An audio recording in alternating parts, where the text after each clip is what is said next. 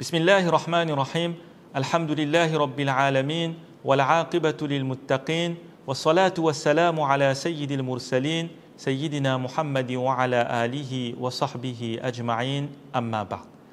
Chères mères et sœurs, chers frères, Assalamu alaikum wa rahmatullahi wa barakatuh. Toutes les louanges à Allah subhanahu wa ta'ala, le très clément, le très miséricordieux. Mes mères et sœurs, mes frères, remercions Allah subhanahu wa ta'ala qui nous a donné la vie. Et à travers cette vie, Allah subhanahu wa ta'ala nous permet de vivre une fois encore, avec iman, avec la foi, les moments bénis du mois de Ramadan. Alors cette année, l'ambiance du mois de Ramadan est certes différente à cause du confinement. Mais sachez que même dans ce confinement, le mois de Ramadan reste une opportunité extraordinaire pour chaque croyant et chaque croyante. Soyez persuadés que même en restant chez vous, le mois de Ramadan sera toujours une chance exceptionnelle pour progresser spirituellement et pour se rapprocher d'Allah subhanahu wa ta'ala qui est notre créateur. En fait, le mois de Ramadan, c'est un mois de bénédiction, de miséricorde, mais aussi et surtout un mois de purification. Un mois de purification. Qu'est-ce que le prophète sallallahu alayhi wa sallam nous dit à ce propos? Tout d'abord, dans un hadith de Bukhari, il est dit Man sama Ramadana imanan wa ihtisaban ghufira lahu ma taqaddama min dhanbi. Le prophète sallallahu alayhi wa sallam nous dit en ce sens, celui qui jeûne le mois de Ramadan avec foi et dans l'espoir d'obtenir la récompense divine, verra ses péchés pardonnés.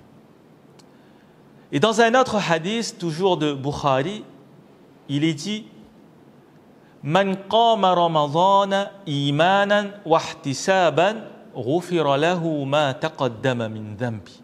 Le prophète sallallahu alayhi wa sallam nous dit en ce sens, celui qui reste debout pour prier durant la nuit du mois de Ramadan avec foi et dans l'espoir d'obtenir la récompense divine, verra ses péchés pardonnés. Ainsi, mères et sœurs et frères, à travers le sawm, le jeûne premièrement, et à travers la salat, le qiyamul layl, c'est-à-dire la prière de la nuit deuxièmement, le mois de Ramadan est source de purification de nos péchés. Et vous savez que le sawm, le jeûne durant la journée et la salat durant la nuit, ce sont deux actions que nous pouvons accomplir facilement en restant chez nous, Inch'Allah, en cette période de confinement. Aussi, sœurs et frères, le sawm, le jeûne, est un exercice spirituel qui mène à la taqwa, c'est-à-dire à la piété. En d'autres termes, le mois de Ramadan, à travers le jeûne, nous apprend d'une part à respecter les ordres d'Allah et d'autre part à abandonner ce qu'Allah subhanahu wa ta'ala a interdit. En effet, le mois de Ramadan est une école qui te forme à la piété. C'est une formation à la taqwa, c'est-à-dire à la crainte révérentielle d'Allah subhanahu wa ta'ala. Ce n'est pas un hasard si dans le même ayat, dans le même verset où Allah subhanahu wa ta'ala nous parle de l'obligation du sawm, du jeûne, il nous parle de la taqwa. Allah subhanahu wa ta'ala nous dit dans le Coran Ya ayyuhalladhina amanu kutiba alaykumus siyam كتب عليكم الصيام كما كتب على الذين من قبلكم لعلكم تتقون. Allah subhanahu wa ta'ala nous dit, ô croyants, le jeûne vous est prescrit comme il a été prescrit aux peuples qui vous ont précédés, afin que vous manifestiez votre piété. Allah subhanahu wa ta'ala s'adresse ici à tous les musulmans et toutes les musulmanes, à toutes celles et tous ceux qui ont iman, qui ont la foi. Et Allah subhanahu wa ta'ala nous montre l'objectif du jeûne, qui est la taqwa, qui est la piété. Alors, il faut comprendre tout d'abord, chères sœurs et chers frères, que dans le sawm, dans le jeûne, nous délaissons certains plaisirs ou encore certaines habitudes. Nous délaissons certains plaisirs, certaines habitudes, pour qui et dans quel but? Eh bien, nous le faisons uniquement pour le plaisir d'Allah subhanahu wa ta'ala, par amour pour Allah subhanahu wa ta'ala et pour se rapprocher de lui. C'est la raison pour laquelle Allah subhanahu wa ta'ala nous a dit qu'il va récompenser personnellement et de la meilleure des façons le jeûneur. En effet, le prophète sallallahu alayhi wa sallam nous dit qu'Allah subhanahu wa ta'ala a dit « As-sawm fa innahu li wa ana ajzi bi yada'u shahwatahu wa ta'amahu min ajli » Allah subhanahu wa ta'ala nous dit en ce sens « Le jeûne est pour moi, le jeûne est fait pour moi et je vais le récompenser moi-même. » Le jeûneur délaisse son désir et sa nourriture pour moi. Ainsi, nous voyons que la récompense du jeûne ne connaît pas de limite.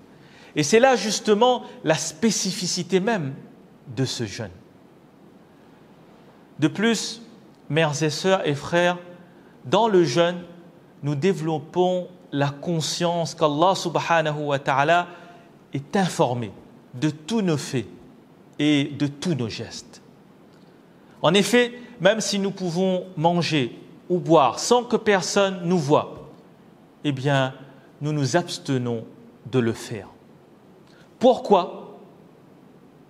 Eh bien, tout simplement parce que tu as conscience qu'Allah subhanahu wa ta'ala, lui, il te voit. Qu'Allah subhanahu wa ta'ala t'observe de façon permanente. Et ainsi, à travers le jeûne, nous apprenons de façon durable à obéir à Allah subhanahu wa ta'ala, à ne pas lui désobéir. Et c'est justement cet état spirituel, mes mères et sœurs, mes frères, qui correspond à la taqwa, à la piété. Par ailleurs, le prophète sallallahu alayhi wa sallam a dit « As-siyamu junnatun yastajinnu biha al-'abdu minan nar » En ce sens, le jeûne est un bouclier par lequel le serviteur se protège de l'enfer. C'est-à-dire que le jeûne est une protection contre les péchés ici-bas afin d'être un bouclier contre le châtiment de l'enfer dans l'au-delà. En fait, le jeûne exige un comportement exemplaire. C'est-à-dire lorsque tu jeûnes, eh bien, tu vas t'abstenir des péchés. Tu vas apprendre à te contrôler, à te maîtriser. Tu maîtrises ta langue, ton regard, tes oreilles, tes mains, etc. Sinon, ton jeûne ne sera pas complet. En effet, il est si bien dit dans un hadith « Man lam yada' qawla az-zur wa l'amala bih, falaysa lillahi hajatun fi an yada'a ta'amahu wa sharabahu » Le prophète sallallahu alayhi wa sallam nous dit en ce sens « Celui qui ne délaisse pas les paroles et les actes mauvais, Allah subhanahu wa ta'ala n'a pas besoin qu'il délaisse la nourriture et la boisson. » Mes frères, mes mères et sœurs, comprenez la spiritualité du jeûne et soyez conscients que le jeûne est un exercice de maîtrise pour une vie d'obéissance envers Allah subhanahu wa ta'ala.